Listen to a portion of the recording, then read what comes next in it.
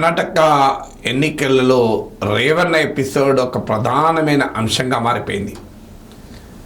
రేవన్న ఎన్డీఏలో భాగం కనుక, జేడీఎస్ నాయకుడు కనుక భారతీయ జనతా పార్టీని, ప్రైమ్ మినిస్టర్ మోడీని కాంగ్రెస్ టార్గెట్ చేస్తుంది. మీ అందరికీ తెలుసు, కర్ణాటకలో అశ్లీల వీడియోలు హెచ్డి రేవన్న, దేవగౌడ కుమారుడు, జేడీఎస్ ఎమ్మెల్యే, దేవగౌడ మనవడు అంటే రేవన్న కొడుకు ప్రజ్వల్ రేవన్న, ఇతను అస్సాం నుంచి జేడీఎస్ అభ్యర్థిగా పోటీ చేస్తున్నాడు. వీళ్ళిద్దరు తండ్రి కొడుకులు ఇద్దరు తమను లైంగికంగా తనను తన కూతుర్ను వేధించారని వారింట్లో పనిచేస్తున్న మహిళ కంప్లైంట్తో ఈ విషయం బయటకు వచ్చింది. ప్రజ్వల్ రేవన్న సంబంధించినటువంటి పెన్ డ్రైవ్లో కూడా వందల కొలది ఇలాంటి వీడియోలు ఉన్నాయని, కొన్ని వీడియోలు అయితే సోషల్ మీడియాలో సర్క్యులేట్ కూడా అయింది. అందువల్ల బేటీ బచావ్ అనే నినాదం ఇస్తున్న నరేంద్ర మోడీ రేవన్న ఎపిసోడ్ పైన ఎందుకు సైలెంట్గా ఉన్నాడు?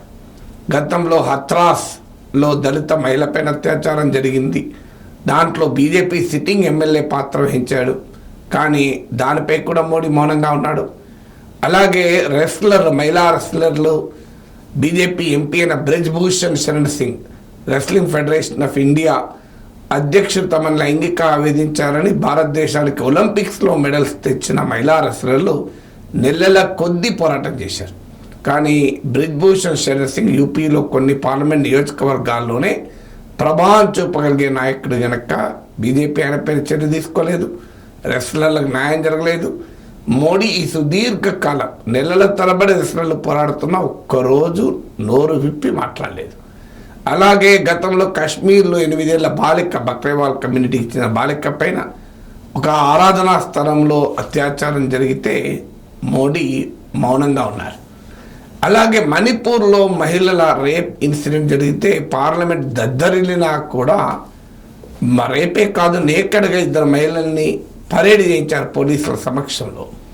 సో దానిపైన కూడా మోడీ మౌనంగా ఉన్నాడు. కారణం అక్కడ బాధితులు కుకీ ట్రైబల్స్, నిందితులు మెయితీ చెందినవారు. మెయితీస్ బీజేపీ సపోర్ట్ బేస్, అందువల్ల మెయితీలు చెందిన వారు అందులో నిందితులు, అక్యూజ్ కనుక ప్రైమ్ మినిస్టర్ 2 రోజుల కొలబడి పార్లమెంట్లో గద్దరిల్లా కూడా మౌనంగా ఉన్నాడు. ఇప్పుడు జేడీఎస్ కూడా మిత్రపక్షం, ఎన్డీఏలో భాగస్వామ్య పక్షం కనుక ప్రైమ్ మినిస్టర్ నోరు విప్పడం లేదన్నది కాంగ్రెస్ ఆరోపణ. ప్రియాంక గాంధీ కర్ణాటకలోనే ప్రచారం చేస్తూ బేటీ బచావ్ ఎక్కడ పోయింది, ఎందుకు మౌనంగా ఉన్నాడు అని. Bharatiya Janata party counter attack ఏంటంటే మాకేం సంబంధం, ఆ జేడీఎస్ నుంచి రేవన్నను సస్పెండ్ కూడా చేశారు, ప్రజ్వల్ రేవన్నను. అయినా రాష్ట్ర ప్రభుత్వం ఎందుకు ఆలస్యంగా చర్య తీసుకుంది అని. వాస్తవంగా ఈ వీడియోలు సర్క్యులేట్ అవుతున్న సమయంలోనే వెంటనే గవర్నమెంట్ యాక్ట్ చేసుకొని కేసు పెట్టలేదు. దానికి డీకే శివకుమార్ వాదన ఏంటంటే, ఉప ముఖ్యమంత్రి ఒక ఓరల్ కంప్లైంట్తో మేము చర్యలు తీసుకోలేం కదా, మినిమం ఎవిడెన్స్ సేకరించాలి కదా అంటారు. కానీ ఈ లేట్ యాక్షన్ కూడా పాలిటిక్స్ కారణమని అంటున్నారు. ఎందుకంటే ఈ ఫస్ట్ ఫేజ్ ఆఫ్ పోలింగ్లో కర్ణాటకలోని 28 సీట్లలో 14 సీట్లలో పోలింగ్ జరిగింది.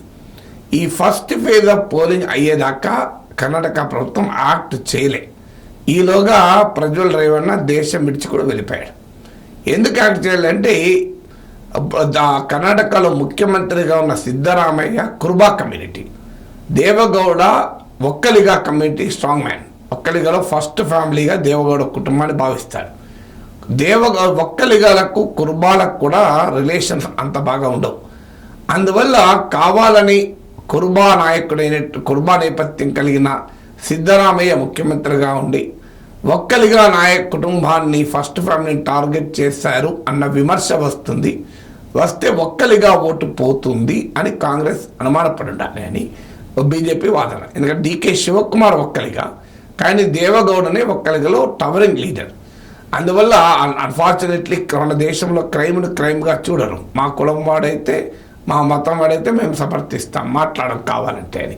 సో ఆ ప్రమాదం ఉంటుంది. ఒక్కలిగా బెల్ట్లో ఉన్న సీట్లలో ఎన్నికలు కనుక ఎన్నికలు అయ్యేదాకా ఆగి ఆ తర్వాత ఫస్ట్ ఫేజ్ అయ్యాక యాక్షన్ తీసుకుందాం అనేది కాంగ్రెస్ ప్రభుత్వం డెలిబరేట్గా చేసిందని.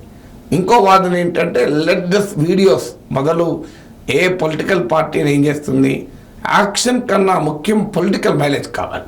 అందువల్ల ఆ వీడియోలు సర్క్యులేట్ అయ్యి ఇది చర్చనీయాంశమై ఎన్డీఏకు ఎంబరాసింగ్గా అయ్యేదాకా ఆగి అప్పుడు చర్యలు మొదలు పెట్టారనుకోండి, తాము ఏదో కక్ష సాధింపుగా చర్యలు తీసుకుంటామని ఎవరో అన్నారు.